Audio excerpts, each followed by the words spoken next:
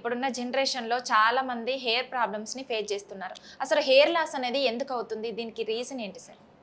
So, సర్వసాధారణంగమ్మా ఒక వయస్సొచ్చిన తర్వాత వెంట్రుకలు రావడం అత్యంత సర్వసాధారణమ్మా.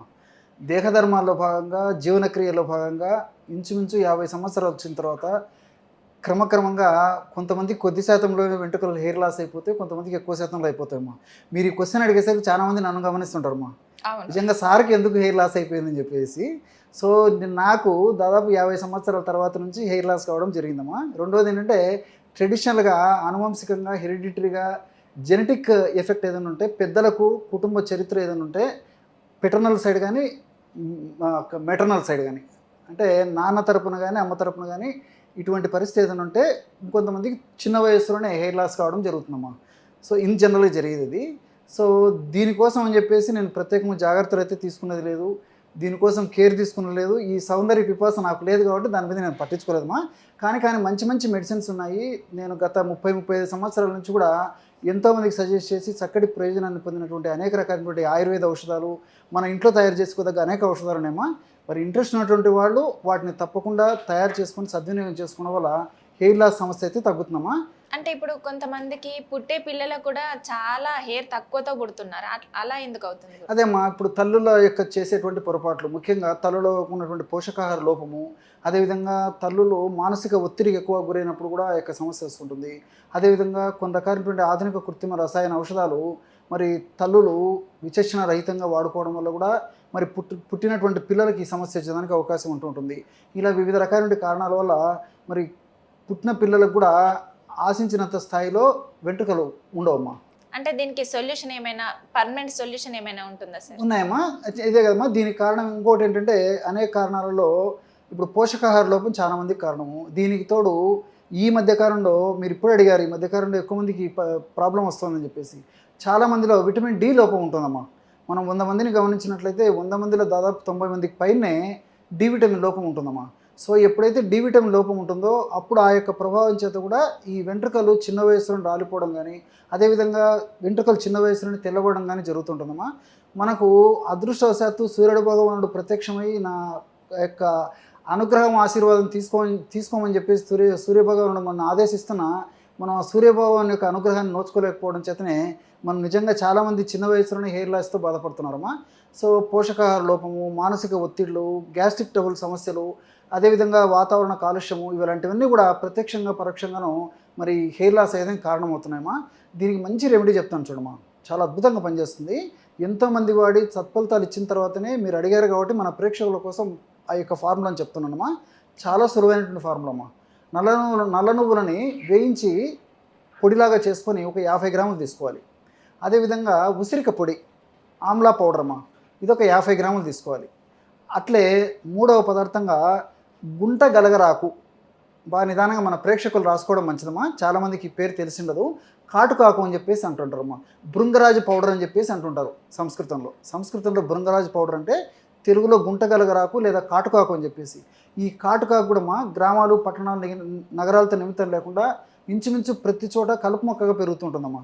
ఈ ఆకులను మనం నలిచేసినట్లయితే చేతుల కంటుకున్నటువంటి ఆ నలుపు గుణము ఇంచుమించు 2-3 రోజుల దాకా పోదమ్మా. అంత నల్లగా ఈ యొక్క ఫింగర్స్ కూడా తయారవుతాయి అన్నమాట. ఆ యొక్క పొడి కూడా మనకు మార్కెట్లో దొరుకుతుంది. అదొక 50 గ్రాములు తీసుకోవాలి. సో, ఈ 3 పదార్థాలు కలపడం వల్ల 150 గ్రామ్స్ పౌడర్ తయారవుతుందమ్మా. ఇది మనకి రోజు 5 గ్రాములు వాడుకోవాలి. రోజు 5 గ్రాములు అంటే నెలకి 150 గ్రాములు 30 రోజులకి. ఉదయం పూట ఒక 2.5 గ్రామ్స్ అంటే హాఫ్ టీ స్పూను, సాయంత్రం పూట హాఫ్ టీ స్పూను, తగినన్ని పాలతో కానీ, లేకపోతే తగినన్ని నీటితో కానీ, లేకపోతే ఇదే పౌడర్ని తేనెతో కానీ ఎలాగైనా తీసుకోవచ్చమ్మా. ఈ విధంగా క్రమం తప్పకుండా కొన్నాళ్ళు వాడుకోవడం వల్ల వెంట్రుకల కుదుళ్లకు ఈ యొక్క ఔషధాలు, ఔషధ తత్వాలు, రసాయన గుణాలన్నీ కూడా బలాన్ని ఇచ్చేసేసి శక్తివంతంగా తయారు చేసి వెంట్రుకలు ముఖ్యంగా చిన్న వయసులో పోయినటువంటి వాళ్ళకైతే మళ్ళీ వచ్చేటువంటి అవకాశం ఉంటుంది. అదేవిధంగా వెంట్రుకలు పోవడం కూడా చాలా వరకు తగ్గిపోతుందమ్మా, ఊడిపోవడం కూడా. అంటే వంటింటి చిట్కాలతో పాటు మనం తీసుకునే ఆహారం ఎలా తీసుకోవాలి సార్?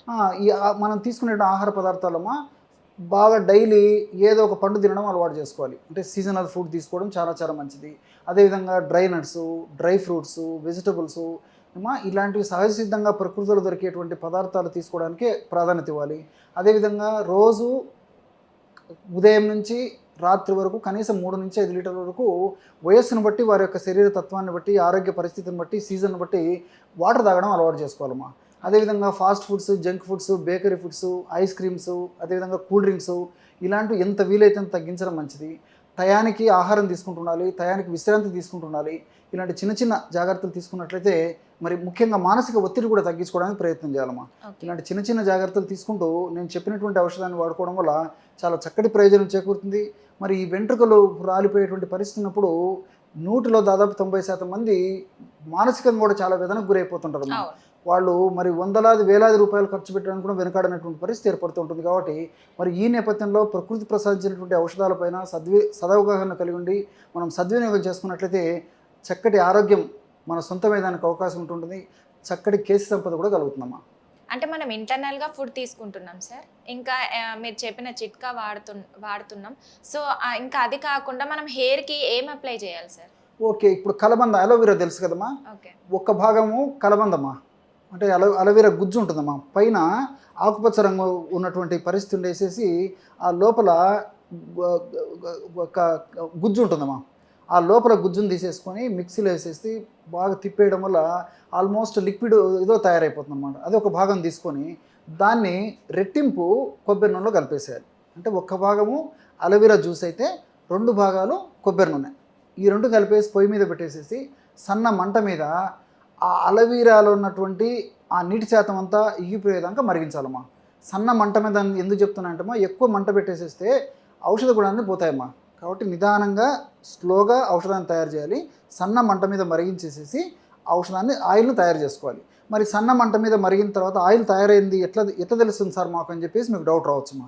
సో నురుగు రావడం మొదలవుతుంది అనమాట. ఎప్పుడైతే ఆయిల్ ప్రిపేర్ అయిందో, మెడికేటెడ్ ఆయిల్ ప్రిపేర్ అయిందో అప్పుడు నురుగు రావడం మొదలవుతుంది. ఎప్పుడైతే నురుగు వస్తుందో శబ్దం తగ్గిపోతుంది. ఆ ఉడికేటప్పుడు వచ్చేటువంటి శబ్దం తగ్గిపోతుంది, నురుగు వస్తుంది. కాబట్టి ఆ నురుగు వచ్చిన తర్వాత దించేసేసి చల్లారిన తర్వాత ఒక సీసాలో నిల్వ ఉంచుకొని రోజు హెయిర్ ఆయిల్గా వాడుకోవడం వల్ల చాలా చక్కటి ఫలితాలు కలుగుతాయమ్మా.